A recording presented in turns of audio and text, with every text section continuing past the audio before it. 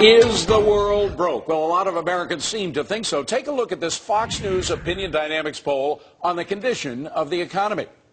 Okay, 93% of those polled think the economy is doing fair or worse, and only 7% think the economy is good or better. Now, meantime, in other worrisome sign, the Wall Street Journal reporting companies are hoarding cash, the most than any other time on record. Liz MacDonald and Charlie Gasparino are here to tell us what's going on. Liz. $1.8 trillion. It's up 26% from last year. It's the highest amount on record since 1952. This is out of the Federal Reserve. So basically, companies are keeping their powder dry. We got polling data out of the U.S. Chamber of Commerce, out of the accounting firms. We've talked to CFOs. They're worried about the various amounts of regulation coming out of Washington, D.C., worried that regulatory vaporware is going to basically vaporize their profits. And, you know, so we're seeing the lack of job creation. 65% of the drop in jobs is not just due to layoffs. 65% is due to lack of job creation. So the flip side of this is that all that cash trapped on the balance sheet, you know, when the economy turns around, when people get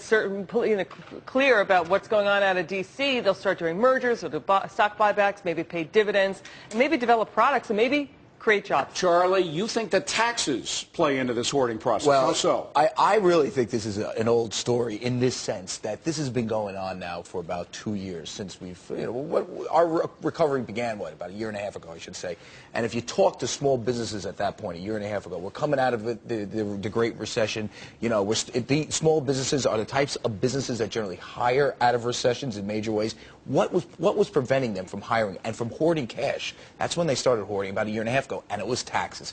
It was cap and trade. It was the notion that they did not know what their costs would be in the future. And, you know, I spoke, this is about a year ago, to a guy named Peter Sidoti, an independent analyst. He did a survey of 600, quote-unquote, small companies. These are companies between 200 and 2,000 employees. They have market caps. They trade on the NASDAQ between $300 million and $2 billion.